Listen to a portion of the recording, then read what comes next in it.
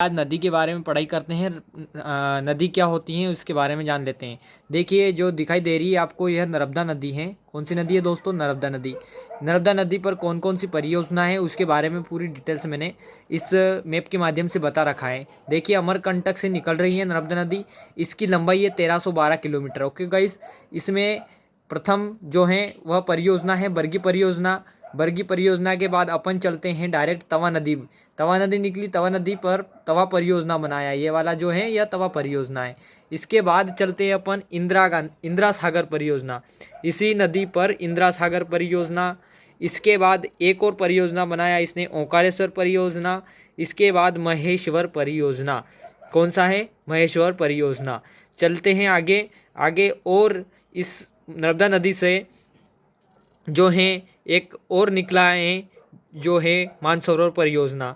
इसके बाद जोबट परियोजना। दो प्रकार की और इसने इस नर्मदा नदी ने जो है परियोजना बनाई। इसके बाद जो हमारी जो नर्मदा नदी है यह मध्य प्रदेश की गंगा के नाम से भी जाना जाता है। मध्य प्रदेश की गंगा के नाम से भी जाना जाता है। और नर्मदा नदी जो है अमरकंटक जो शहर है वह शहर के पर शहर बसे हैं। और आप जानते होंगे होशंगाबाद भी नर्मदा नदी के तट पर बसा हुआ है।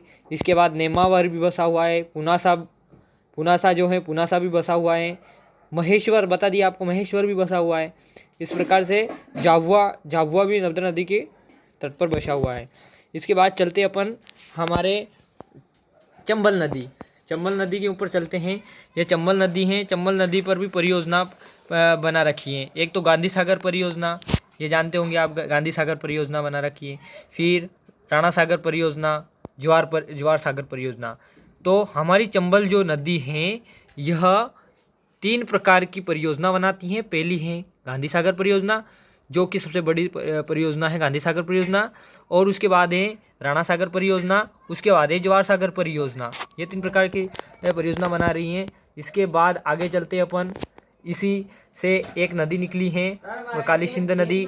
इसके बाद पार्वती और सिंध नदी, बेतवा नदी, अनेक प्रकार की नदी निकल रही है। इसके बाद यमुना नदी, आगे चल के यमुना नदी मिल जाएगी। यमुना नदी से एक बेतवा नदी निकली है, एक परियोजना बनी है राजघाट परियोजना। ठीक है दोस्तों।